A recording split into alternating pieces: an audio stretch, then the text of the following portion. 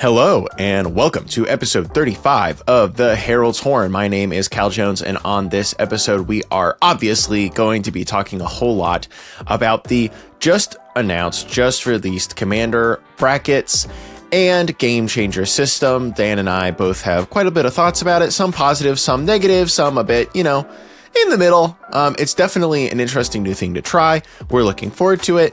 But I'll leave all the thoughts for later in the show, obviously. We also talk a bit about Aetherdrift. Obviously, this is a set that I've been really high on over the last couple of episodes, but my hype is draining a little bit. Why is that?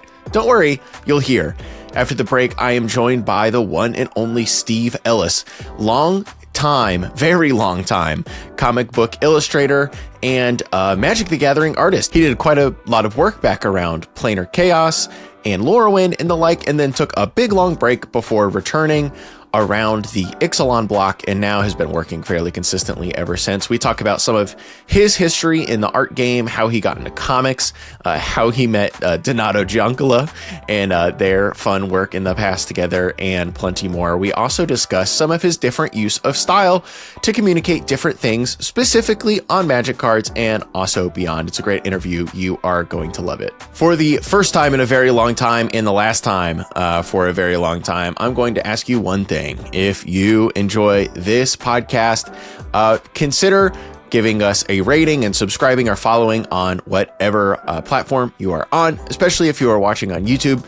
It really, really helps. I am on that grind to 1,000 subscribers, but on Spotify, all those other places too, if you follow, it just tells them that you enjoy the show and it'll recommend it to someone else. All right. It's the first time I've asked for that in like 20 episodes. You won't hear it from me again. All right, let's get into episode 35. Thank you. Hello, it's time for the Herald's Horn, part of the One Shot Network. My name is Cal Jones, and today I am joined by the wonderful Dan. Say hello, Dan. Hello, a tisket, a tasket. Let's talk about a bracket. Okay. Run the theme.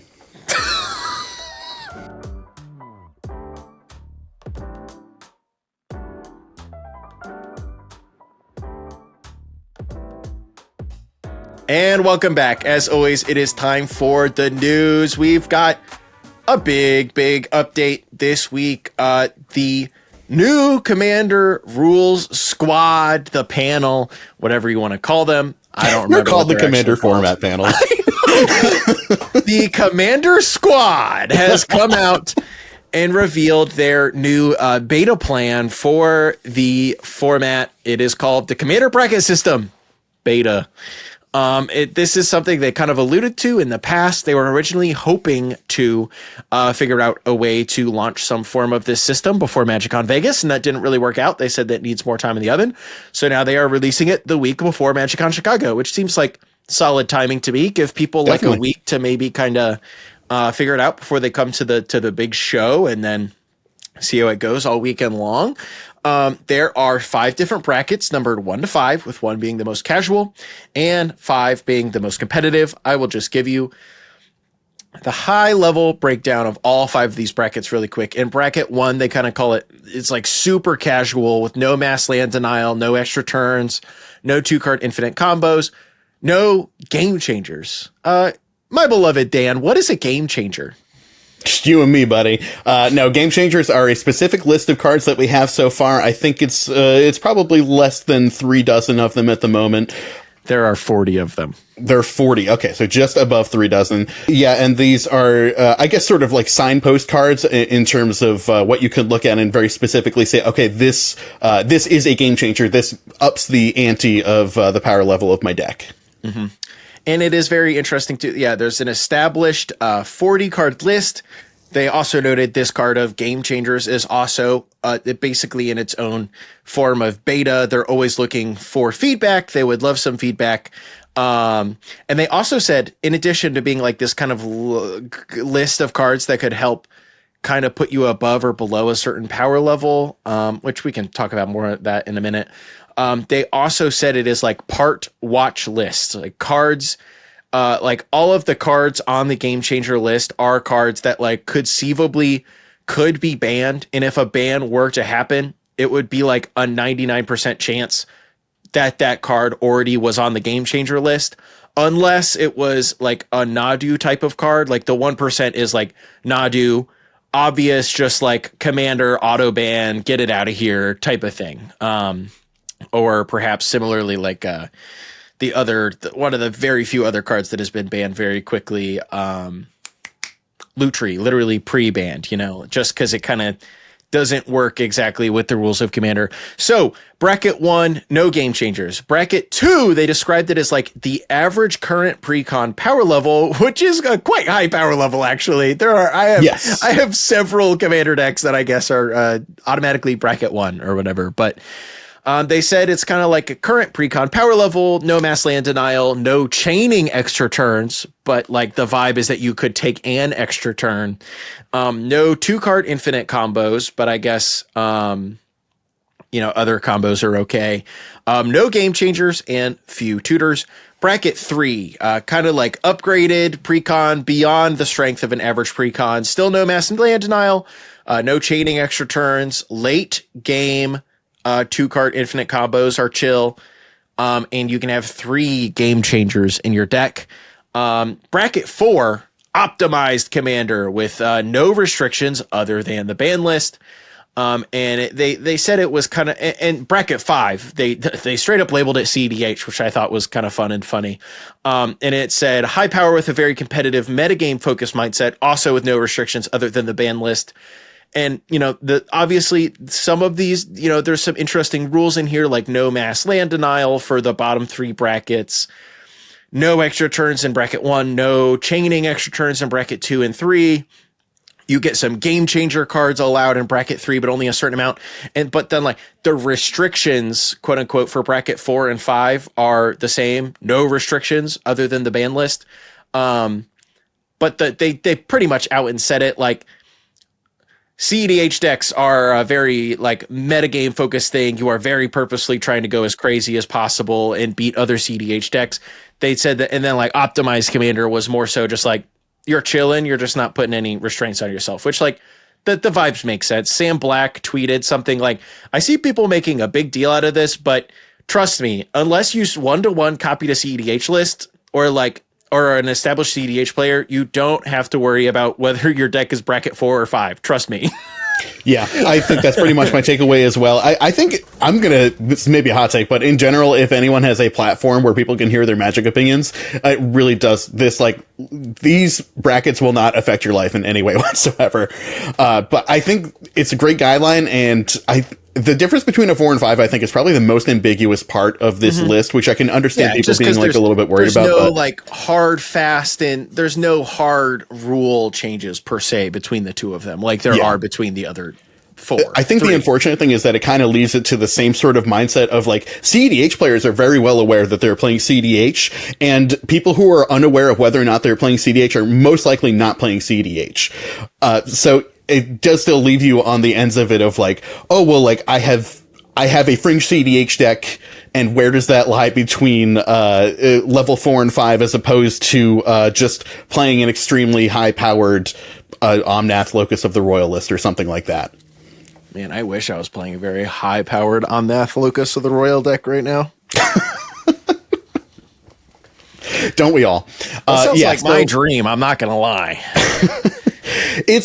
It's a little ambiguous in that way, but of course, this is obviously just the beta list, just coming out right now, and it is, like you said, it's only 40 cards that are on the Gamechangers list, which I think is probably the most concrete part about all of this, which I think I'm a really big fan of, honestly, like looking at a specific card and being like, a certain amount of these, and importantly, not just one of them, changes the, like, identity of the power level of your deck. Yes, definitely. Okay, fine. We'll run through them real quick. It's 40 cards. I'll read them all. For white, we have Drannith Magistrate, Enlightened Tutor, Sarah Sanctum, Smothering Tithe, and Trouble in Pairs. For blue, we have Cyclonic Rift, Expropriate, Force of Will, Fierce Guardianship, Rhystic Study, Thassa's Oracle, Urza, Lord High Artificer, Mystical Tutor, Jin-Gitaxias Court Augur. For black, we have Bolus's Citadel, Demonic Tutor, Imperial Seal, Opposition Agent, Turgrid, Vampiric Tutor, and Ad Nauseam. For red, we have Jessica's Will, Underworld Breach. For green, we have Survival of the Fittest, Vorin Kleck's Voice of Hunger, and Gaia's Cradle. And then for gold multicolor cards, we have Kennen, Bonder Prodigy, Yuriko, the Tiger Shadow, Winota, Joiner of Forces, and good old Grand Arbiter, Augustin the Fourth. For colorless, we have Ancient Tomb, Chrome Mox, the One Ring, Tabernacle at Pendrell Vale, Trinisphere, Grim Monolith, Lion's Eye Diamond, Mox Diamond, Mana Vault, and Glacial Chasm. Hello, Glacial Chasm again. A couple of shouts, this between Glacial Chasm and Grand Arbiter, where I was like, that's an interestingly specific thing. When I looked at this list, Dan, I said, this is the world's weirdest mashups in between like the most CEDH playable cards in each color and like the highest EDH rec scored cards in each color. That's exactly what I was going to say, is that it's like pretty evenly cut between like, these are CEDH staples where our limitless tutors, our chrome moxes, etc. And then just like the cards that bum you out, just like Expropriate and Vorinclex. Giga Texas, you don't get a hand anymore. I draw 7 cards every turn. Yeah, exactly. Things like the Glacial Chasm kind of threw me off a bit, and that's where I was starting to be like, how helpful is this? But the more I think about it, the more I understand it. This is sort of like a simulacrum for just like denial of certain strategies. Correct. In a game. Yes. Being unable to attack and like just perform like the basic function of Magic, of just ending the game through combat damage or something like that. Those sort of like adjacent cards are a good way to do it. I don't know that like Glacial Chasm is the perfect signpost in terms of like current playability, but it does exemplify sort of that denial strategy, which I think is a good place to start. All right, listeners and watchers, I have been trying to do a better job of like reading cards and putting cards on screen and stuff. I'm not going to put all 40 of those cards individually on screen. But we should definitely read Glacial Chasm. Yes, I will definitely read Glacial Chasm because it's definitely the least notable or, known cards out of all these cards. It is a land with cumulative upkeep, pay 2 life. So at the beginning of your upkeep, you will put an age counter on it and then sacrifice it unless you pay its upkeep cost for each age counter on it. So turn 1, no life. Turn 1, pay 2. Turn 2, pay 4. Turn 3, pay 6 if you want to keep it around. When Glacial Chasm comes into play, you have to sacrifice another land. And then it says, creatures you control can't attack. Prevent all damage that would be dealt to you. So yeah, like Dan was saying, Glacial Chasm is just like put a land into play and no one can... You don't exist in the game for most intents and purposes, especially at a lower-ish power level. And it is a good consideration alongside the emphasis that land destruction is not what you want to see in the lower tiers of this bracket system as well. So I think it's a good thing to point to if you have said many times thus far, don't mess with people's lands. Yes, that is a resounding theme throughout bracket 1 through 3. It is very funny that until we get the no restrictions, the rule is, well, no mass land denial. They don't say don't mess with anyone's lands, but in my experience, especially at a lower power level, that might as well say don't touch anyone's lands at all. Well, if you theoretically, if you strip mine someone, that's even meaner than doing mass land destruction because it's just a big middle finger to one person. Yeah. Ignore these other 2 clowns over here. I'm looking at you. Hey! I don't like the way that basic forest is looking, Bucko. That's just about to say, get that basic plains out of here. Hey, I'm helping you. I'm putting you a basic plains behind, so all of your cards that'll get lands out of your deck will work. Yep, I'm helping. Cartographer, Hawk, whatever the hell it is, to get to your plains for sure. Yeah, exactly. But I think Field of Ruin is probably an acceptable floor or whatever in any game. But pay 2, blow up your land. We both go and get a basic, blah, blah, blah, blah, blah.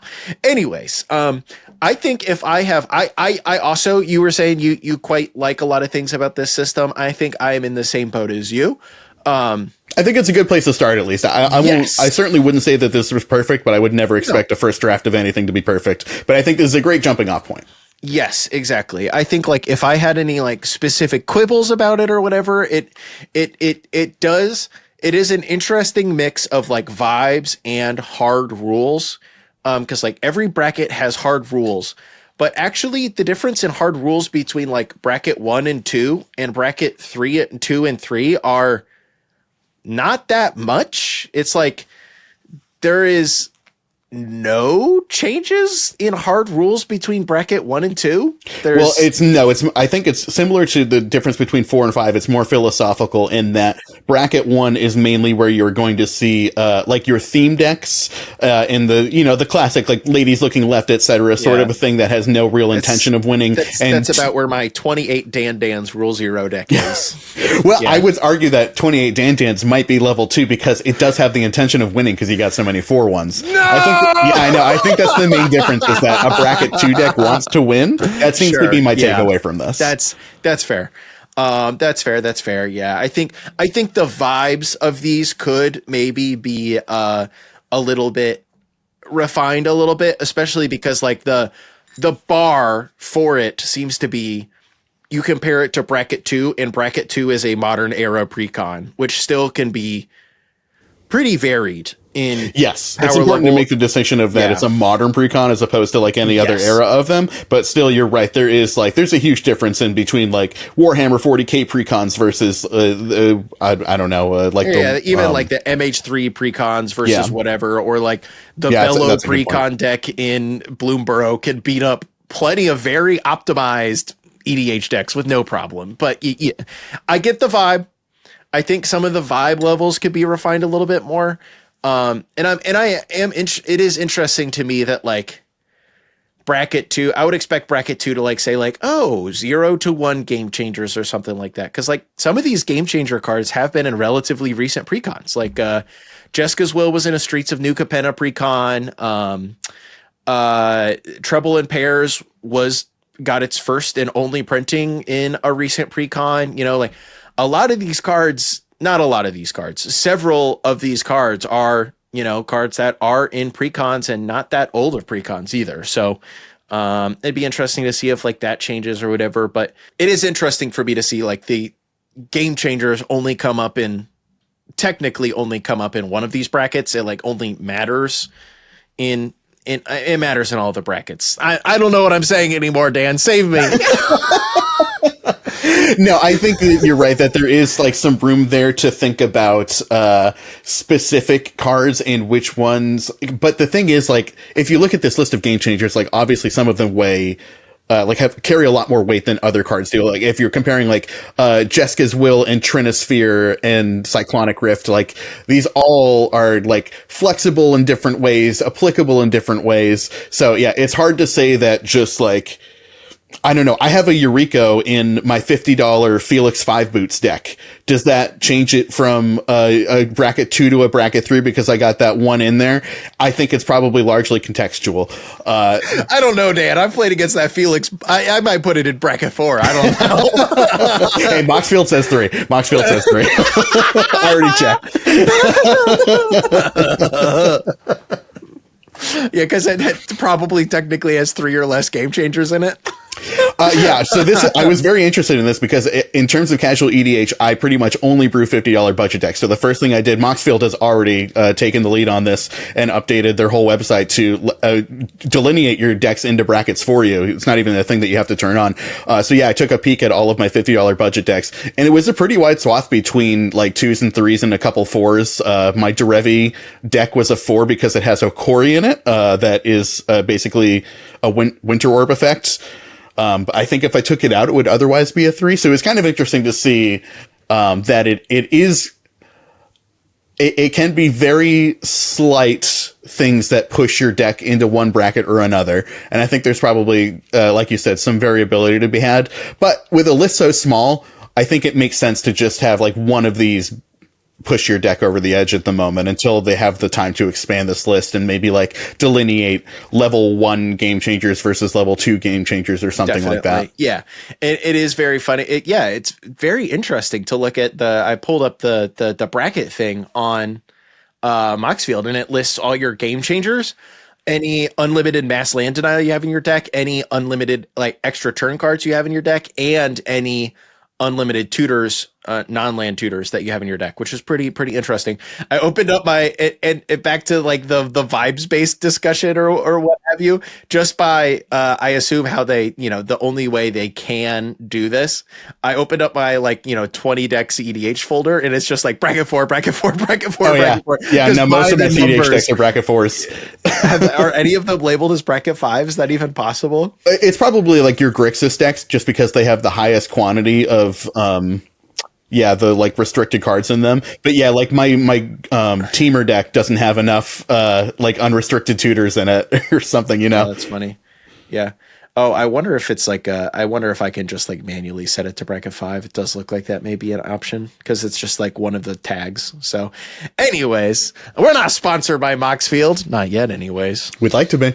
Call me Harry. I'm not going to call you Harry. Your name's Cal. So yeah, I think this is really interesting. I do also, while I could quibble or whatever with some of the specific inclusions or exclusion on the Gamechangers list, again, this is a beta. I know people I can give feedback to. It's a more, useful use of time for me to do that than talking about it here. It is really interesting to me that they also intend for it to be to basically not necessarily be a watch list. I don't think we're ever going to have Glacial Chasm banned in EDH, right? Yeah, I think that's the most ambiguous part of this, because you look at Ad Nauseam is never going to be banned in EDH. People just are never going to play that in a quantity that would make it applicable to be on that part of the list. So yeah, that's a little bit more ambiguity. I think when/if this system leaves beta, I think that's probably when it's a little more important. If a card comes out, or a card that's been around for a long time that people have complained about, that does have maybe bannability potential, moves onto the list, then, oh, okay, this is, that we have a chance that this card will be banned, and we can talk about that, and it won't be unexpected or as unexpected if that card gets banned, which I think is an interesting enough tool. I did want to ask, are there any of the specific cards that jump out to us on the list as we kind of mentioned Glacial Chasm and Grand Arbiter and that kind of stuff already, but is there any card on the list that kind of jumps out at you that you were surprised it was there, or you're really happy it's there, or anything like that? Oh, I'm really glad that they mentioned Rhystic Study by name, because I feel like that's one of the cards that people waffle on so much in the community of is this card actually powerful, or are people just lazy and not paying the extra one? But yeah, I mean, undoubtedly, if you have the power to Thalia all of your opponents for the rest of the game, otherwise you draw 600 cards, that's obviously very powerful. I don't know, maybe Trouble in Paris. I guess I don't play enough high powered casual to see Trouble in Pairs ever come up, and it's sort of a fringe CDH card, so that one I guess surprised me a little bit. Yeah, I was also really surprised to see specifically Trouble in Pairs. I think that's also the one that I've seen other people most surprised about too, because it's just yep, if your opponent would begin an extra turn, they skip it. If someone attacks you with 2 or more cards, or draws their second card in a turn, or casts their second spell in a turn, you draw a card. Mm-hmm. And it's on a 4 mana enchantment. Even if you compare that to Rhystic Study, it's just nothing. But no, I don't know. It's a serious division of tempo between those two cards. It is very powerful, and I can understand people running away with that advantage in casual games. But yeah, not one that would have personally been on my Gamechangers list. But again, I have a pretty limited view of it. It's on the Gamechangers list because it got Wizards of the Coast in so much trouble with Donato Chicola. Shout out to Scryfall. Also, on top of it, I looked up Trouble in Pairs and Scryfall, and it is already labeled legal/GC for the Commander legality. And then it has a link to the Commander Gamechanger list on mtg.wiki.com. mtg.wiki, not .com. So that's cool. Thank you, Scryfall. Love to see all this stuff already ready to go. I think those are definitely the cards that jumped out at me too. Draenith Magistrate being on here, total cultural victory for Callahan. Can't stand that card. I think it's one of the cards that just flies in the face of Commander entirety. I wouldn't be mad if it was banned ever. Alan for Mental Misplay, also a very huge opponent of Draenith Magistrate. Yeah, it's again not a thing I personally ever see in casual. I've never seen anyone play it in casual. I have seen it in casual, but I think it's just a huge bummer if I did. I'd be bummed out. Exactly. And it's just yeah, I get it. You can remove it. It's a 1/3. It dies to Lightning Bolt, which is about as easy as a removal test gets in Commander, right? But I just don't like the card in Commander that says I can't cast my commander. I don't know what you want me to say. That's my stance on the topic. You know what's funny is that, like, because that argument is just so base, that's why I don't respect it more. Like, in my mind, every time I hear someone say it, I'm like, I'll just get over it. Grow up. You have to have a more intellectually complete thought than that for me to Please care. grow up. I'm playing a format called Removal. I don't know. I play Essence Scatter a lot. I'm okay. Essence Scatter is awesome. It rules. Oh, give me that full art promo, please. So, Dan, any more thoughts on the bracket system in the Game Changers? It is interesting. We're talking about it 2-3 hours after they formally announced it. Tuesday is our recording day, and they had the weekly MTG stream about it earlier today. So we're a little bit we're probably missing a little bit of context or greater community discussion already by the time that this episode will come out on Thursday. But I think it's a good start. I am interested in trying these things out. Interested to see what. And the kicker is, it's like an interesting framing that I do hope helps people. But like you said, all the way back at the beginning of this, I don't know how much it's going to affect people. Like I will be interested to like glance through Moxfield and see just like by automatic classification or whatever, which of my decks have enough, like have game changers in them that I forgot about, or which of my decks might be considered tier 1 versus tier 2, if that even falls within the Moxfield automation system. But yeah, it's just like I'm not really planning on showing up at Vegas and being like, hey guys, this is my, I mean, I could probably try to do it just for the sake of it, just but hey everyone, this is my bracket 3 deck, this is my bracket 1 deck. Sorry, there's too many 4-1s. This is a bracket 2 deck. My bad. I would assume that like the way this gets implemented the most in people's like real actionable lives is either at your LGS, if you have one of those huge LGSs that are like, we can't even let people do open play. We have to like pair people up. And that's a great way to be like, okay, all twos can play over here. Show me your deck list or whatever, and we can easily put you in a place. Or same thing for Magic Cons. Like, here is the bracket 2 tables. Here are the bracket 3 tables, etc. And that's a great way for people to just like bring a deck, not have to worry about who they're sitting with or who they came with to the event, and just sit down and play some games.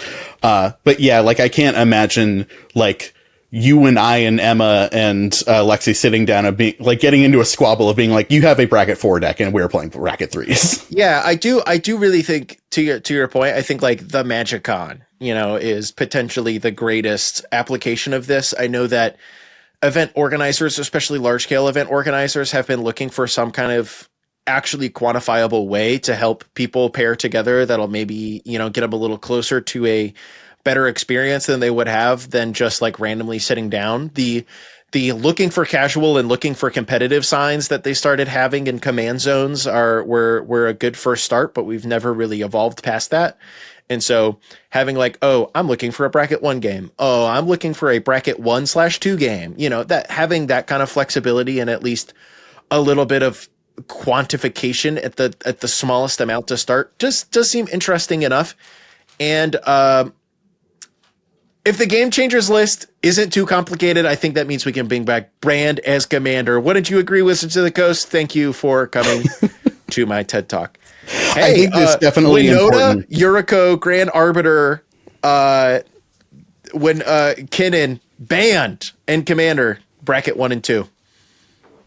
Banned in bracket 1 and 2, you're saying? Yeah. That could be an interesting way to approach it. I think ultimately like too complicated for like most people to really care about. Yes. But like you said, I think that the great thing that this does is provide a concrete basis that we can have a conversation starting with, like, does it have these specific cards? Does it have these specific things? This is something that like Ken Bauman used to talk about a lot of years ago when he was more active in the social spheres on the internet, of just having a conversation of like, does my deck have tutors? Does it have free spells? Does it have fast mana? And I love being able to give these tools to a wider audience. Definitely has a long way to go in terms of being really comprehensive, and I think that you and I are probably in the same stance of wake me up when they break out the Sigma list. Am I right? I've been hanging on to that joke for like 15 minutes. Do we have anything else to discuss via the list, via the brackets? I don't think so, no. Vis-a-vis? I think that's all we got for these here brackets. So I guess that means it's time for us to go on to our one singular, always and forever recurring part of the show. It's time for the Product Watch. Product Watch!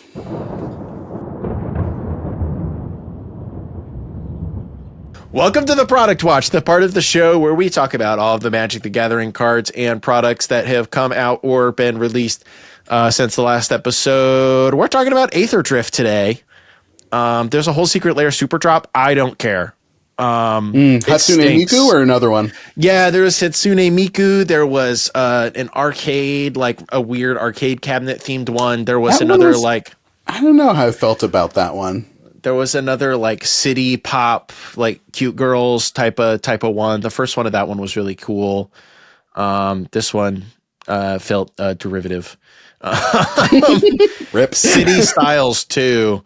Yeah, there was the Hatsune Miku one. It looks to be about it.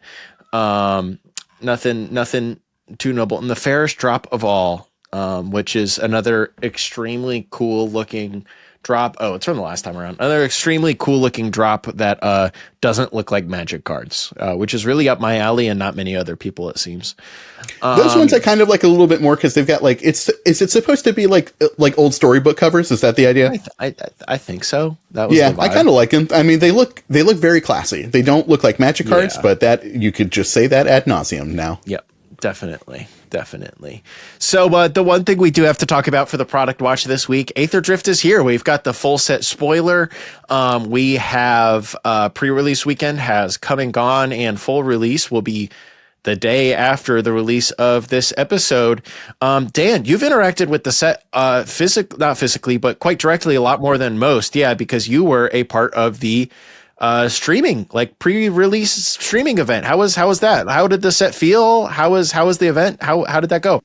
It was the early access event on MTG Arena, and it was a lot of fun. It's always a super eclectic crew of people between like content creators, and this year they actually had a full bracket of people who were just training for the Pro Tour, which was really, really sweet. So yeah, like people who were like looking to get access to the new cards and like test out like new standard decks and stuff. Yeah, to give them like a early look at the limited format, because they don't have that long of a turnaround time.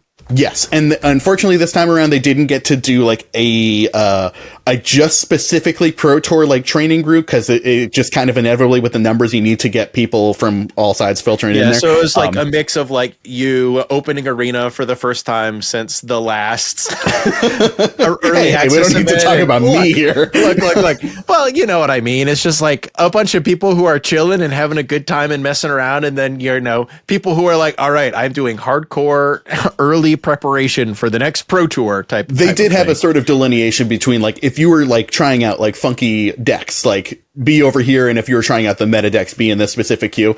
But yeah, overall it was super fun. I got to play a few different rounds of limited with drafting with different people, and the draft environment was very, very fun. It's all 10 of the two color pairings, so there's just so many signpost uncommons that you get to draft because each color has two, right? Yeah, they get a creature and a vehicle.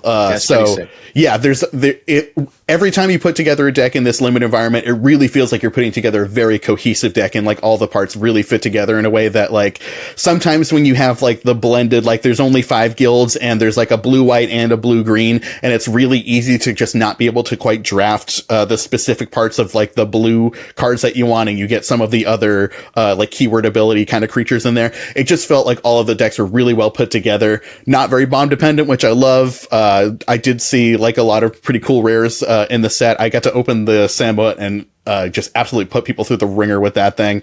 But yeah, it was a really fun limited environment, very fun set overall. Wasn't really expecting it to be quite my cup of tea because I'm not generally a vehicles fan. But I felt like the technology for vehicles has been smoothed out a lot over the years since they originally came out in what, Amonkhet? Is that the first? Kaladesh. Kaladesh, yeah. Yeah, Kaladesh it's certainly, the technology has evolved a lot over time, and it's a much smoother play experience now. And then they also have saddles in there, right? So like some factions have the saddle, have the mounts rather with the saddle mechanic. Some have mounts and some have vehicles, which is an interesting distinction.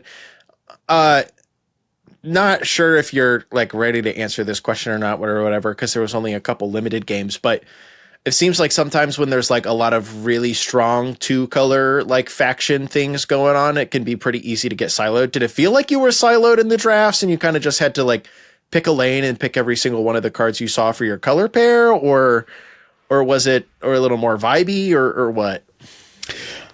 I can definitely this is now an interview, Dan. I want to say that I did a total of 5 drafts over the day, and I think I was able to successfully pivot in 2 of the 5. And I don't know, it's kind of hard to say because when, like, if you're running good in the draft, you just keep going, I'm so lucky, I'm so good at this. And I never really think about... You don't feel siloed. You're just like, wow, another one for me. Another goodie for Dan. Yeah, I feel like I'm doing a really good job. Wow, I really picked the right color pair for this seat at the table. Man, I think it can definitely start to feel that way more so if you do start with, like, one of the signpost uncommons rather than, like, a 1-color rare. But I think that's just true of any draft environment, really. Like if you start out trying to force a 2-color pair, you're gonna inevitably put yourself in that position more often than if you start out with a 1-color rare or something like that. Sure. So the whole set is here. You got to play some limited. That's really exciting. How do we feel about Aetherdrift as a whole, Dan? Do you have any strong thoughts beyond limited? Seems pretty cool. I don't know. Doesn't seem extremely memorable to me overall. I'm not typically a fan of the Avishkar plane. I was never really a fan of like Kaladesh or the other ones. It's fun enough. The gods but seem interesting, but again, like I don't know, nothing that really breaks the bank. I don't know. I guess nothing that I really foresee changing the face of Magic for a while in this set, but it was fun enough. Sure. Man, I'm really of a split mind on this set, specifically like the creative, the cards or whatever. There's some really cool designs. It doesn't seem like a hyper powerful set because so many of the cards are reliant upon like fairly restrictive mechanics like exhaust or start your engines, which is like very shockingly parasitic.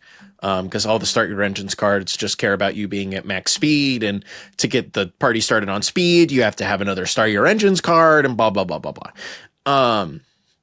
Which is fine. I'm parasitic. I'm higher on parasitic mechanics than I think most people are, anyways. But the creative of this set, man. I know that like the last 2 episodes we've recorded when we've mentioned the set in passing, we've kind of been like, we'll talk more about the set next week, and then we bumped it down the road, and now it's time to talk about it. Out of the gate, I was really high on this set because, like, I think I did already mention this a little bit on the pod. Like, death racing, super high octane type of stuff is like I'm into it. You know, grew up on Speed Racer. I watched all the Hot Wheels movies. I loved playing with slot cars.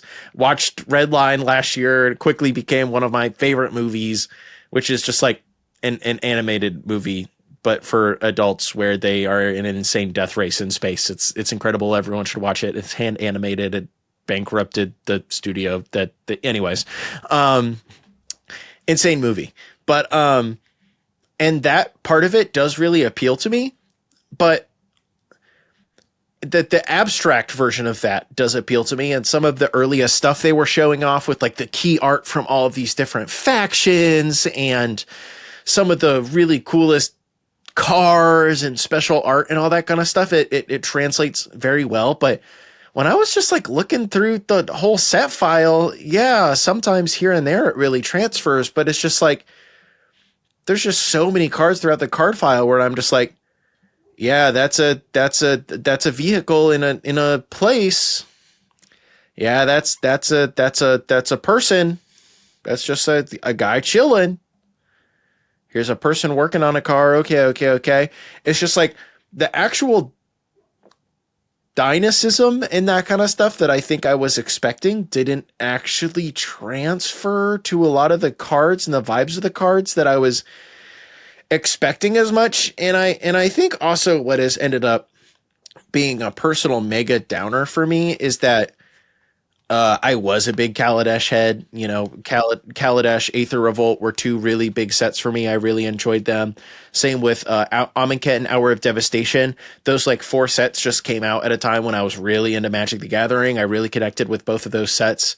And then we've also had like Muraganda as a set is just kind of always been something in the wings that people have kind of always been wanting to finally visit and see what that plane may be about and all that kind of stuff. And it feels like we finally got our return to these 2 really cool planes that were very influential for me and also were kind of it came out at kind of a point of explosion popularity for the game as well. That was like around the release of Arena era type of thing, you know? Yeah, I think that's when beta came out, right around then. Yeah. And so that was a part of that. I imagine that is a major, you know, kind of like first 3 sets, first 4 sets for a lot of current Magic players, which, you know, I'm sure is everyone's, you know, first Magic set is one of their favorites, right? We are finally like returning to these planes and seeing them again, and we're theoretically here, and they are just set dressing for something entirely unrelated, which I think does kind of pull together my whole complaints that I have about the creative for the entire Omen Path story. There is a whole lot that I feel like they could have done creatively and otherwise with the concepts of like planes being opened up to one another and anyone from any plane theoretically being able to go to another plane through these Omen paths, you know, whatever planes they're connected to, right? One to another. And the story that they are telling, I think, is quite good. Like what the story team of Magic is doing a pretty dang good job with what they've been given. I think it's just the overarching creative direction of like, oh, here is everyone you know and love, and they're over here for a relatively unrelated thing. We went to Ravnica through the Omen Paths for a murder mystery. You know, we went to this whole new plane and we were finally doing the Cowboys thing that people were hoping we had done for a long time, but it's everyone's a cowboy on a plane that we've never heard of before and we're never going to go back to again, probably. And we're going over to Duskborn, and it's just the horror house world, and it's really weird, and the world building is like nothing we've ever seen before, and we're going to Bloomborough, and everyone's an animal now for some reason, which is kind of cool and was in its own right. The creative, I think, kind of just carried itself on that set. But now we get to go back to these cool worlds that a lot of people like and enjoy, and it's just actually just a big silly race that doesn't translate very well to a card level storytelling medium. And I ended up a lot more disappointed in this set than I thought I was going to be a month ago, Dan. That's all I got. Yeah. I mean, unfortunately, I think it's just a testament of the brevity with which that we touch all these things. It's just so hard to build a really deep and fulfilling story with the amount of time that we spend with these things. And to your point of like the mechanics, they're so set dependent. And when are we going to return to this set again to get more max speed cards? Who knows? Is it even that great of a mechanic that we need to expand upon it anyway? Probably not. Yeah. I think we've said it before, like the blocks were maybe a little bit too long, but they definitely provided something that was really good for the extracurricular like support and love of the game outside of just gameplay. Well, and it is interesting. I think that in a different world, the way that this race was handled was we had, you know, Grand Prix Avishkar, and you know the first set is a race, but it's all in Avishkar, and then it's Grand Prix Muraganda, and it's the same race. The people are still participating in the race, but now we're in the Muraganda section. And then there's, you know, the Amonkhet part where there's the Amonkhet part. I don't know how the race actually works or whatever, right? And then that is also the conclusion of the block where we find out the faction that finally won the race that has been the part of Magic's story for the last 6 months, right? Not 7 or 8 or 9 stories that we got metered out over 2 weeks. And by the time we see the set, we have had the whole story spoiled for us because they have to tell the whole story across all of the cards in one set. But that's just not the realm of Magic we're in anymore. But it feels like this kind of concept and some of the other concepts they have are things that really would benefit from, I don't know, a second set. Yeah. I mean, yeah. Or maybe it's not worth it. This is probably not worth it, but I don't know. I think that we've hit on a lot of important points that like Jace doesn't need to wear a different hat anymore. I would love to spend a little bit more time with these sets where like basically like we had pre-release last weekend. We're going to release this on Thursday. Full release is this weekend. And it's basically old hat at this point. Like there's like barely anything left to talk about with Amonkhet because we've all experienced pretty much everything there is to experience with it. Yep. So I think that's all we have for the product watch this week. Go buy it. Yeah. Yeah, go buy. I mean, I'm going to be buying some Aetherdrift stuff because I still think it's cool. I just think it's way less cool than I did a month ago when it was, for some reason, the most hyped I had been about a Magic set since Foundations. And I was excited for you too, yeah. I know. It's probably like the second most excited I had been about a Magic set in a good long time because Foundations really broke the hype meter and it also lived up to my hype about it. So, but that's all we've got for the product watch. And that is all we have for this half of the show. As always, Dan, is there anything else you would like to leave our wonderful listening audience with before we go? No, same old. Take care of yourself. Take care of your neighbors. Be good to everybody around you. Thank you so much for listening to the news and the product watch. That is all for Dan. Stick around. We have a great interview coming up. You are going to love it. Bye-bye. Bye. And welcome back. I've already introduced him today. I am joined by the one and only Steve Ellis. Steve, thank you for joining me here on the Herald's Horn. Thanks for having me, Cal. Of course. It is great to have you. You are the first ever Magic artist I've had on the show. Oh, wow. Okay. Exciting times. But of course, I've brought you here. We are going to talk about your Magic art a little bit, I'm sure.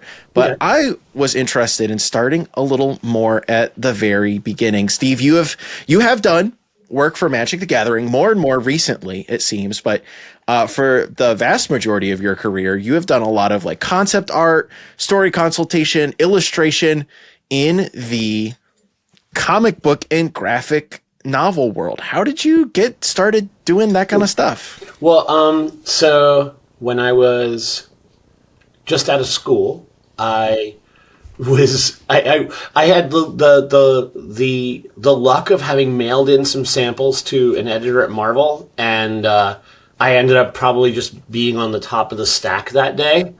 And so when they needed someone to fill in, they were like, let's grab this guy. And, he's acceptably not that bad.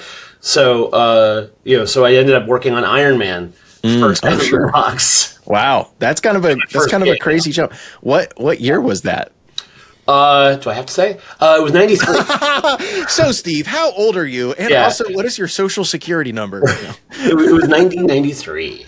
So I did Iron Man right off the bat, which was kind of nuts. And then I kept doing some Spider-Woman stuff for Marvel. And then when that dried up, I just worked at DC, and I kind of basically just jumped around from comic book company to comic book company for a bunch of years. Mm-hmm. Just having done a lot of stuff for both Marvel and DC, I assume. But then there's also, have you basically worked for everyone, like Dark Horse and Image? And like it, Dark Horse, Image. Let's see, Malibu, IDW. I've done like stuff for Dynamite, like their D&D covers and stuff like that. Oh, that's very cool. Is it Dynamite? Yeah, Dynamite. And IDW, I guess it was. A couple of different companies had Dungeons and Dragons, so I was doing that stuff, and then so basically, and then I've done a lot of co-creating of projects. So I did like a werewolf western book a bunch of years ago called High Moon. And a young adult series called The Only Living Boy that I co-created and drew and did all the artwork and everything for. Is that a little more like in the indie scene? Is that how you would present that, or? So High Moon was DC Comics back in the early 2000s started its own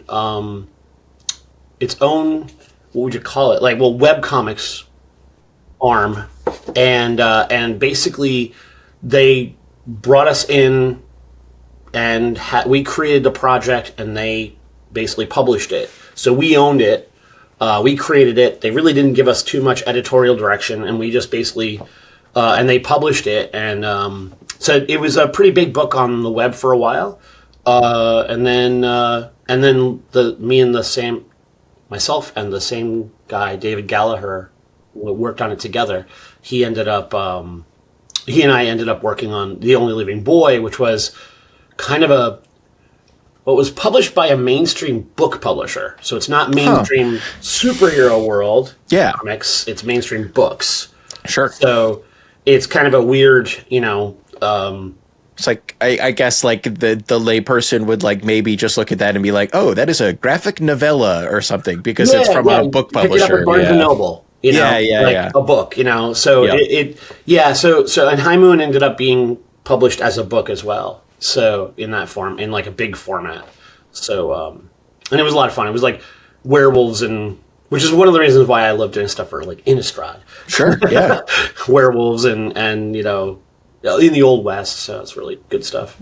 I'm looking at some like panels of High Moon right now, which is honestly right up my alley, I gotta say.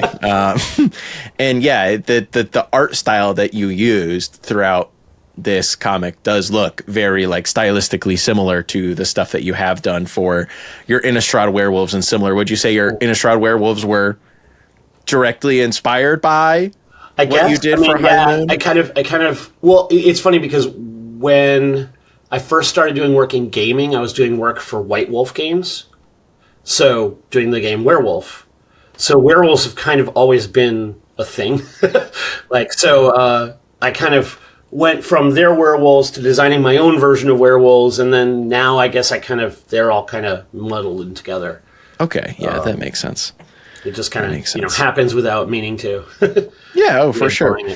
It's just like the thing that you enjoy drawing, and it just happens to come up time and again. Yeah. Sue me, I gotta draw another werewolf. Oh, brother. Oh, no. Big fangs, teeth, blood, great. Hair all over the place. Is that your comfort zone? That's what you enjoy doing? You find that kind of natural and easy? Yeah. Yeah, well, yeah, I mean, actually, yes. I like doing monsters. People are fine, but monsters are really fun to draw. They're like, I'm not as into doing the normal person standing there in their cool outfit. And they're looking cool and stoic or in one action pose. I'm not a stoic kind of person. I like the crazy, intense. Something's flying out of the panel at you or out of the card at you with leaping at you with their claws, born. It kind of just. I mean, I do the other stuff and I like that too, but it's just the that's like kind of like my sweet spot. It's almost that definitely makes sense. Has that like always been your interest? Let's go back before 1993, Steve. Wow. Because obviously, you don't get to, even if you did really luck into it, even if your art was just on top of the pile and they grabbed it and they were like, oh, this guy could do a good enough job, put him on Iron Man. You have to have done a lot of art before that, Steve. What was the beginning of artist Steve? Were you drawing werewolves when you were 8 years old? Like, oh yeah, this guy's awesome. A lot of sharks. Oh sure, yeah. Big teeth, I don't know about blood.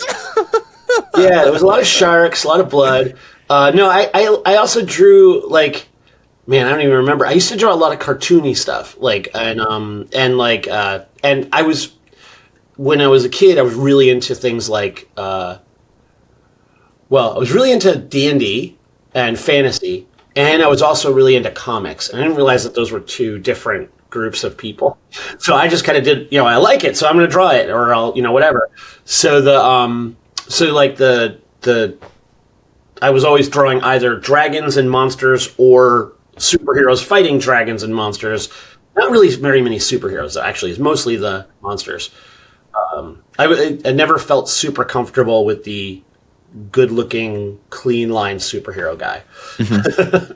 Yeah, that makes a lot of sense. So I started basically as a teenager. Just basically, I found an old painting of mine where I was doing like a nuclear explosion with the four horsemen of the apocalypse riding out like demons from the fire when I was like 15 years old or 16 Oh years yeah. old. So like I can sense an established direction at that. Yeah, I think it did. Yeah, age. yeah. It definitely was like, oh my God, I can't believe I did that to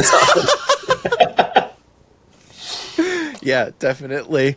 And then, did you end up with like a formal education in art or? Well, it's funny. So I ended up going to Syracuse University for illustration, and while I was there, there was a group of comic book and gaming geeks that started their own comic book gaming club, of which I was one. And Donato Giancola was one of the other members. Oh, sure. Just Donato. Yeah. So we hung out all the time, and we were constantly drawing, and he was a couple of years older than me, but we were like always hanging out, drawing and painting together in our studios in college. So like that was kind of like, oh yeah, we could actually do this. Let's do this, So because there weren't very many of us at the time in the art school who were really into like what do you call it, geek stuff. Yeah. Most of them were like editorial artists. So yeah, you were a lot more in the fantasy, D&D, totally. Comics, et cetera, type of realm. Yeah. Definitely, yes. Yeah, that was pretty. No editorial art for Steve. No. Well, I did actually. I was the editor and I was the art editor for the school newspaper. So I just did I did lots of cool cartoons. So I like doing like fun, insulting cartoons to everyone. But yeah, there's pretty much like Mad Magazine. I used to like that, so that kind of pulled in there too. So. Do you remember what your first ever published piece of art was? Ooh, published. I was probably in high school. I was the artist who did all the artwork for the school yearbook. So I did kind of like we were the Spartans, so I kind of did a overly exaggerated, muscled up Spartan running around with a helmet. Like a little tiny helmet and a big and a big dude with a tiny helmet. Yeah, like a big dude, tiny little helmet. What's better than that? What? Yeah, I said, what's better than that? Oh yeah, giant chin, stubble. It was fun. That's awesome. What a first piece. I did a bunch of little drawings in there. I was like the first. I think that's the first time I was ever. That's cool. Published. Yeah. Yeah. That's cool. And then in college, we put together our own comic books. So Donato and I have all these old comics that we did stories in. That's so sick. How do I get my hands on those, Steve? Oh my God! I have a cross-applicational interest in those. Here, okay. Let me see. Accessing the archives. So this is actually me and Donato working together over each other. Man. On a cover. And then we did, let's see, where's the interior? This was fun. This was absolutely nuts. We did this book called Omega Core.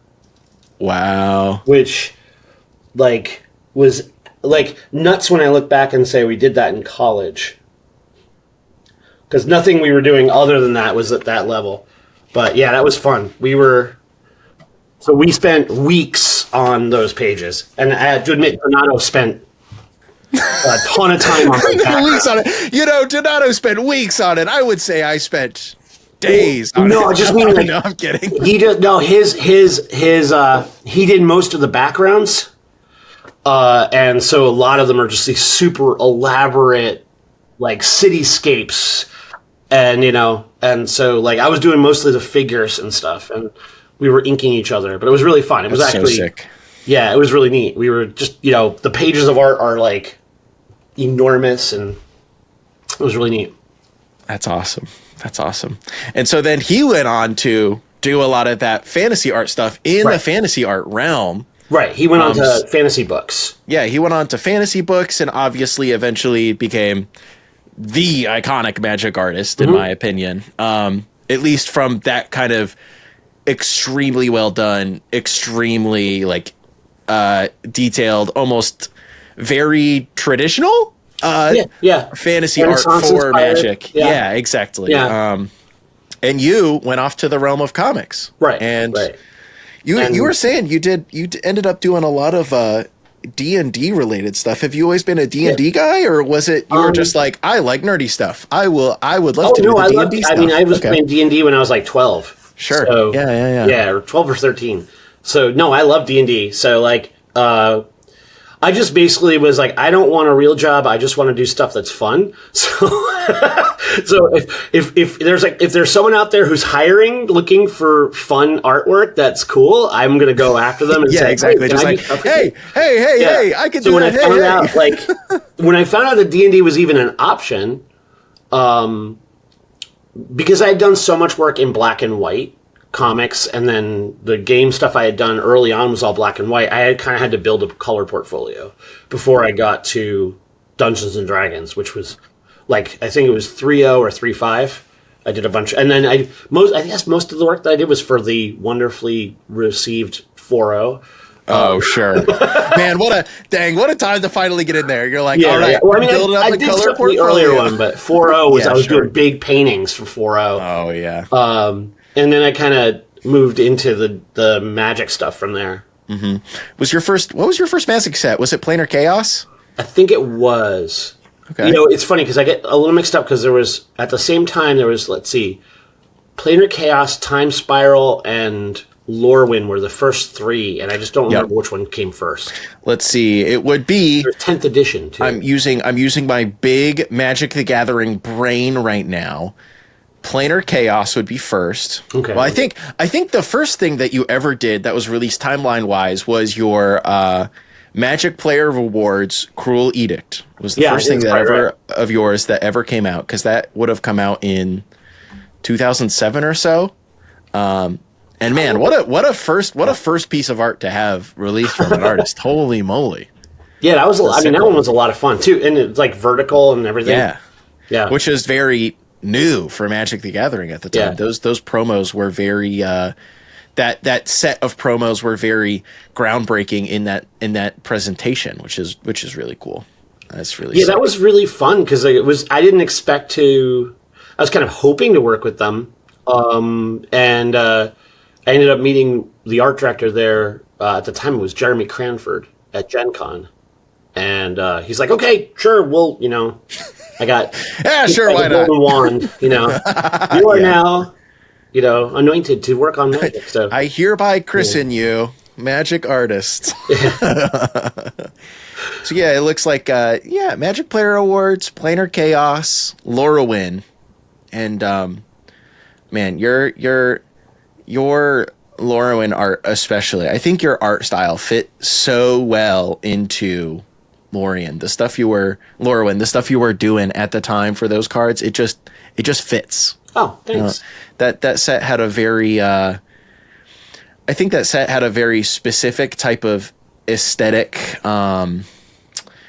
look, and especially like your Marrow Commerce and that kind of stuff. It just really fits in well with the rest of the set. Hardest painting ever. Hardest painting ever? Yeah, Marrow Why's Commerce. That? I really struggled with trying to make something that, because you look at the other cards and they're much more aggressive, right? And now I had to do something that was like calm and kind of just like a normal scene. That was so hard to just like, I remember I spent weeks on that painting. Reworking it because it was like one of the first sets, and I was still kind of like getting my feet there, feeling where I was gonna, where I fit in there, and it was really, that was like a real struggle. That one, I was like, Man, that was a question I was going to ask you, in if it really ever came up, like what has been some of the most challenging work you've had to do. Is that count? I think I think so, because it was one of those things where trying to do a nice composition that reads that small and has enough detail. I probably could have zoomed in a lot more on it, and made it a little bit more. Like, I felt like, I guess my problem was I felt like I had to put everything into the piece. Like, the whole world of Lorwyn had to fit in that one piece for whatever reason. And so I kept reworking it. Like, as if you look in the background, I painted down, there's like figures leaping in the air. There's like there's like all kinds of little background details that I painted back to make it really simple. And just because I was like, I have to get everything into this one piece, and I wasn't really. Oh yeah, you really focusing on one figure would have been really smart. You know, Yeah. maybe. You know. Yeah. But you know, you learn. But yeah, that one was hard because I just kept working on it and working on it.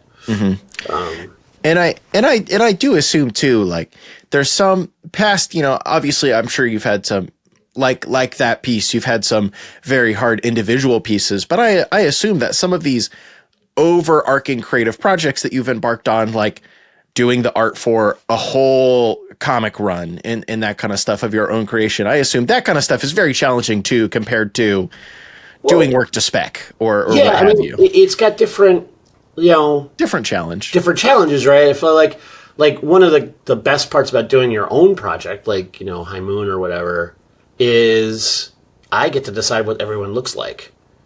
I get to decide what the world looks like. So I don't have to fit someone else's conceptions of what it should be. And I've gotten, you know, I think when I was first starting out in Magic, it was such a like, oh man, it's Magic, you know? Oh yeah. That the fantasy art property. Right. It was the, you know, the big one. So you're like, oh man, you gotta do, you know, so there was almost a sense of like, you gotta do it right. And when you're doing your own project, right is just whatever you think works, right? So you don't have to sit there and go, well, they're not gonna like this. You don't care, right? It's like, because it's what you're doing. So there's a different level of pressure that goes into it. Or a different level of thought, you know, whatever. Yeah, definitely. It's kind of all on you. Yeah, which is extent, actually kind of fun. Yeah, it's challenging. It is freeing at the same time, but it's also more pressure. Yeah. I never thought about it that. Sure. You're making me self-conscious, man. No. You know me. That's what I'm here to do, actually. I'm here to challenge your perception of yourself, Steve. There you go. Open up a new era in your career. Is it crazy to ask you what your favorite thing you've ever done is? If you have an idea of maybe what your most challenging things have done, is there an all-timer list? All-time favorite project Yeah. ever? Wow. Or, you know, all-time favorite painting, all-time favorite comic work, you know. There's some categories available. Yeah. Well, damn, that's hard to say. Especially like at a certain point, like I've talked to other people about this. At a certain point, you look through your files and you're like, I did that. Yeah, sure. I don't even remember doing that piece of artwork. Yeah, exactly. When you do so many pieces of work over 30 years, eventually you're just like, oh. There's pieces that kind of. There's one that. Oh yeah, it's released. I could talk about it. I just really grab it. Actually, it's right here. So this is one of my favorite Magic pieces that I've done right here. I'm forgetting the name of it now. Dream Drinker Vampire. And what I like about it so much is that when I first went to it. With, you know, when they gave me the description, it had a slightly different name. And it was the original sketch that I had done 2 different sketches. And the first sketch I did was like aggressive vampire eating somebody, right? And I was like, okay, that's probably what they want. And then I was like, you know, kind of want it to look kind of romantic. Right, I want to go in the other direction. Like my usual instinct is let's make it ferocious, and I was like, let's see if we can do it in like this, make us almost look like, you know, romantic. So I don't know what made them change the name to Dream Drinker, but that wasn't the original name. It was originally like Voracious Vampire or something like that. Mm-hmm. I don't know if it was because of the art or what. You got him to change it. Let's go. Maybe, yeah, I mean, I don't know. I can't say that, but sure. I think it was, you know, changing it to like, you know, having her breathing his soul in and stuff like that was different than just draining the light. So and like I played with color in a way that I hadn't up until that point. So I was able to play around with new colors and kind of integrating my color a little differently than I had before. And so I feel like it kind of set a new bar for what I was doing at the time. You know, what, a year and a half ago, 2 years ago. So like, yeah, there's pieces like that where it's just like, yeah, like you hit it. Like that's, you know, that's, Yeah, actually, I nailed it, and I know I nailed it. yeah, I nailed it. And at least I'm happy with it.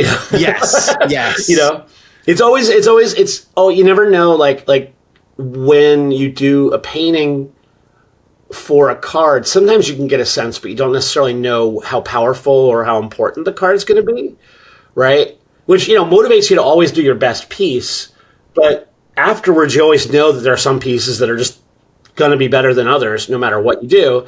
And when you get that synergy between a piece that's really, really good and a card that's really, really good, it doesn't happen all the time. And that was, unfortunately, I don't think that's, from what I understand, I don't think that's particularly the best card in the world. But I like the artwork. Yes, it is extremely cool artwork that has been relegated to a draft common, unfortunately, which is, you know, hey, but it looks sick. Yeah, I mean, and I have that's one of the few originals I don't sell. Oh, right? Sure, yeah, because you're extremely proud of it. Want to hold on to it. It's like a what do you call it? High point, right? It's like a moment where you're like, okay, this is a changing point. So you keep those. Yeah, this is my new high water mark. I did something new here. Right. I did something cool here. Now they all have to be better than that. Yeah, and exactly. And then when this is the standard of my work, I could sell this. Right, yeah, when I don't care about that piece anymore, that one will, that's a good point. Yeah. Well, I mean, that's one of the things, like the fun part of having done work for so long is like the market changes all the time, and having to change with it means that I had to develop new skills over time. And so like I'm never done learning, which is kind of exciting. You know, I'm always like, oh, well, how does that work? Okay, let me try that. And, you know, it expands what I can do and, you know, makes it more exciting. It is very interesting to like hear you mention earlier in our conversation that like you had to build up a portfolio of color work because you did so much black and white for so long. Because like when I look at your 50 odd cards that you've done that have been released now, I think like high color is something that kind of like pops to my mind, especially when like if you look up your portfolio on Scryfall, the website that Magic the Gathering players most commonly use to find that kind of stuff. Well, your new Lightning Strike is what pops up first. And man, that guy's colorful. I love that piece of art. I saw that get released and I was like, holy moly, that's my favorite piece of art from the set. I'm not just buttering you up. That's cool. I promise. No, I mean, that was a really neat set because we got the style guide and I was like, this style guide has every color in the world. You know, I can do anything. But the hard part is balancing it so you don't make a gigantic mess when you have that many options. Because like for a long time, when I first started doing paintings, like if you look at like the earlier ones, they're all like, for the most part, one color, right? Like Mud Button Torch Runner is all in a family of color, right? It's all greens with some red, like to kind of. Whereas this is like every color in the box, and how do you balance them so it just doesn't turn into a mess? So yeah, you know, I hadn't noticed that about your earlier stuff until you mention it now. Yeah, it's all very much like, oh, the red cards will be very red and the green cards will be very green, and yeah, the blue cards will be very blue, and they're all like, yeah, like Elvish Promenade, probably your most well-known older card, is all very green with some yellow, which is still kind of pretty green, all very earth tone. Yeah, and that's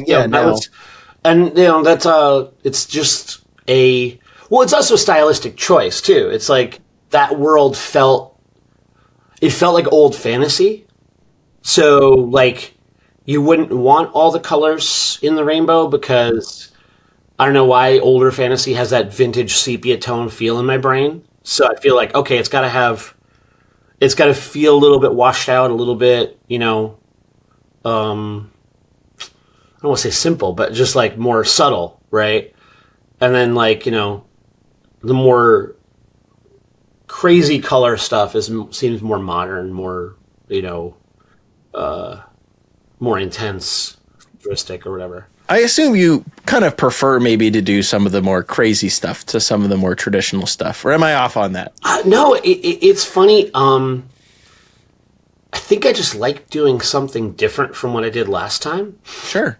So I like the fact that I can do both, right? So I'll play around with both and be like, today I get to go absolutely, crazy in color, and then tomorrow I'm going to be trying to be as subtle as possible, because they're both different, really different challenges, right? So you're trying to make it, and yeah, I know it's like it's not easy to pinpoint down, because like I've done so many things. Like you're asking what are the favorite things I've ever done. Yeah, I don't know. No. It's funny because there are projects over time you start to see things pop back up. So back in the 90s, I did Lobo.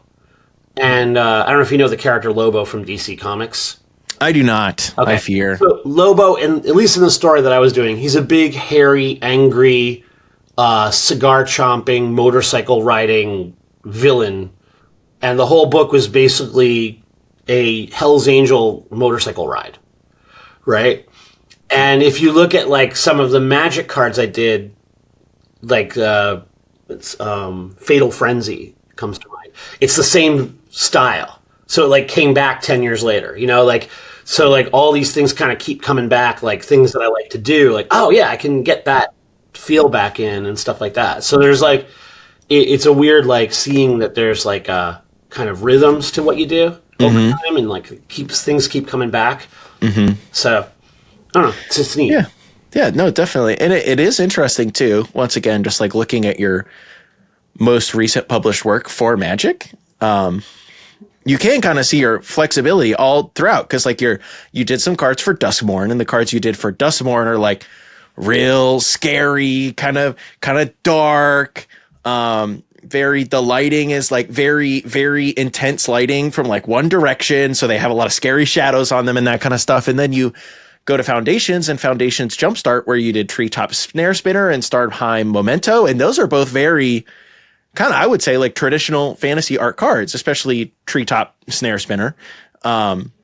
Just like, here's a big old spider, and it's got a big old web, and it has a very well rendered griffin that it's got, and then Huntmaster of the Fells, you're like back to your werewolf, very heavily inked with color style. And then for Spectral Interference and Lightning Strike for Aetherdrift, it's very obvious that you were enjoying playing around with all of the colors they gave to you. And the designs were crazy too. Yeah. So you get like all these really neat challenges with the shapes and stuff, and this, the little stories that go with them too. Like, I love the things I like doing is like I like adding, especially like I like doing the goblins, because I like the little things that they do in the background. So like, I have the one goblin driver in the foreground, and he's my favorite because he doesn't need to be in the card, right? I just wanted him in there to show like this dude like driving down the road going, having a blast, right? Yeah, it could have just been the guy in the back lightning striking someone on right. It could have hanging off a car or that, whatever. Right? Yeah. And I was like, no, I want to have like, I want to see like it's a crew of goblins and they're having fun and like racing for their lives kind of thing. And so like in Mudbutton Torch Runner, which is one of my absolute favorites, I guess, is in the background there's two goblins kind of watching the other goblin run up and about to explode. And they're like sitting there going like getting ready, And I don't know, just those little things like that made me happy to have like because the goblins have a lot of personality to them. So that's one of my favorite things. Like obviously it's like very evident in Aetherdrift since they're a very prominent faction, but man, goblins throughout Magic the Gathering history are just so funny. They've done a real good job with that lifetime. Like one of my favorite creative designed cards of all time is just like it's not that good of a card. Like you could play it in like a weird goblin deck or two or whatever, but it's called Goblin Locksmith. And the art is it's a goblin very closely focusing like on a lock, and he has like this big like kind of magnifying glass apparatus on his face, so he's really looking in at the lock, but then like in the bet, like that's the focus, but like behind him, his right arm is just smashing through the window. Like that's awesome. that's what a goblin locksmith is. That's great. Like and that kind of creative stuff that they've been able to keep, throughout Magic the Gathering is so fun. Yeah. I love when they give you the opportunities to do pieces that are, I guess, for lack of a better word, subversive like that. Like it's like we're gonna twist the idea on the, like this is what you expect and this is the opposite. I like that kind of stuff. It's fun. Definitely, same. So, Steve, we've talked about your past a lot, your past work a lot, all that kind of stuff. Do you have anything going on like around now that you've been pretty excited about? Oh, nothing really. No. Okay, fair enough. Yeah, all right, that's all we have, folks. We'll see you next week now. Well, okay. I don't know. Should we talk comics or should we talk? Why not both? Okay, so let's say comics. All right, let's talk comics. So right now, I have a series coming out called Moonshine Bigfoot, which is about. It's exactly what it is. It's about Bigfoot in the South in the '80s, running moonshine, trying to stay away from the cops and evil conspiracy theory people, and just trying to hang out with his girlfriend and run moonshine. So there's a lot of cars and a lot of car crashes and lots of explosions and lots of hair, like we were talking about before. Dude, I do love car stuff. Car stuff is just, it speaks to me. Aetherdrift, a lot of people are like, man, I don't really like this set this much. And I'm like, finally, a weird set for me. Well, it's totally was like it's a totally different direction. I'd forgotten how much I loved those chase movies from when I was a kid. Yeah. And so like Aetherdrift kind of fit right into that, and then this project fits right into that too. It's like there's crazy crash up car things. Is that a Hot Wheels car I saw behind you there? Or am I yes, there are several Hot Wheels scattered throughout my office. I used to chuck my Hot Wheels into each other to emulate car crashes. Oh yeah, of course, all as the time. one does. So like that was always really fun. So the Moonshine Bigfoot and Aetherdrift kind of scratch that itch. And then let's see. Well, I'm also doing right now with you with Def Cat Productions. We're doing the playmats for Luris of the Dream Den and Gyruda of the Depths and Gigantha of the Wellspring and Marionette Apprentice and Power Balance, and I'm working on some tokens we've been talking about. The tokens are real sick, man. I'm a big fan of the tokens. I'm so hyped with how they came out. We were like, yeah, we can make some tokens. We can try this out. And now I'm like, man, I gotta sell people these tokens.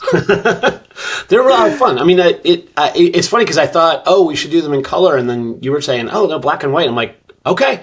Let's do it, because like they don't look like anybody else's tokens that way. Like that's they have a definitely distinct flavor to them. Black and white, your background, right? Yes, yeah, it goes back. it all turns. It all comes back to black and white comics for Steve Ellis. Yeah. Oh man. Oh, those are two pretty big projects. Obviously, I'm biased with the backer kit project since I am intimately involved with that. But it's been real nice working with you, Steve. I appreciate it. It's been really fun. I mean, it's exciting to actually because it's like really the first time I've delved into the Magic world fully. Mm-hmm. Because it's always been like. I'll go to a Gen Con or whatever. So, like, I'm going to my first Magic Con in the next 2 weeks. Yeah, Chicago. Yeah. And so I'm excited. I mean, it's exciting. It's, like, really fun. I like to, meet everybody and draw pictures for people and stuff like that. So yeah, definitely.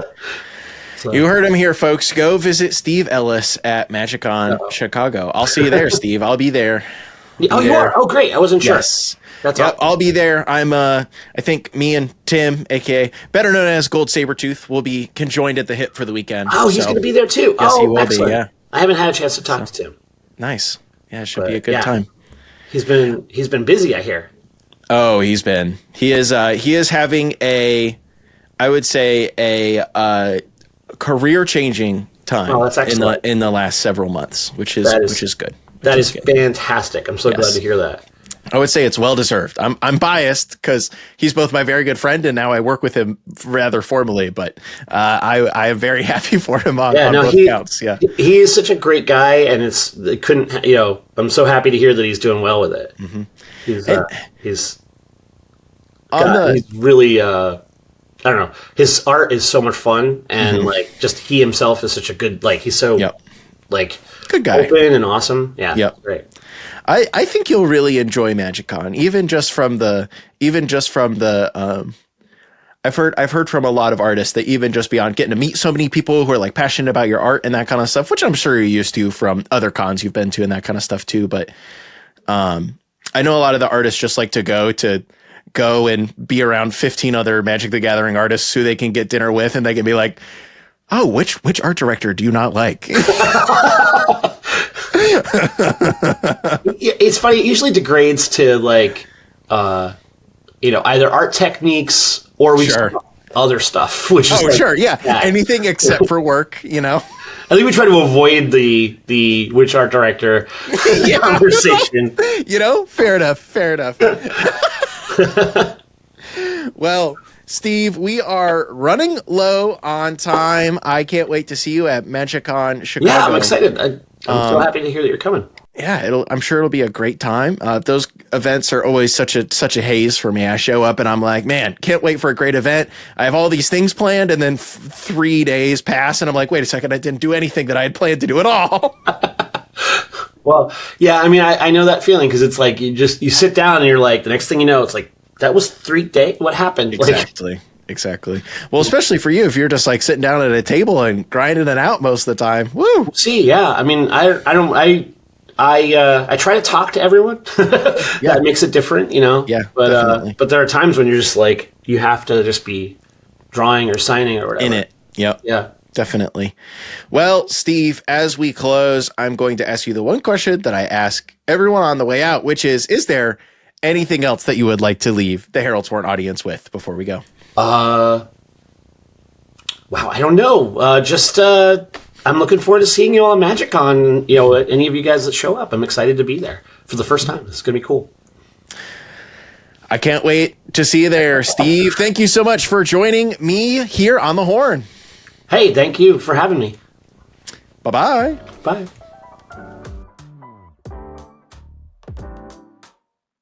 Thank you so much for listening. If you have feedback, would like to sponsor us, or would like to submit something to the Letters to the Editor segment, email me at editorial@heraldtorn.com.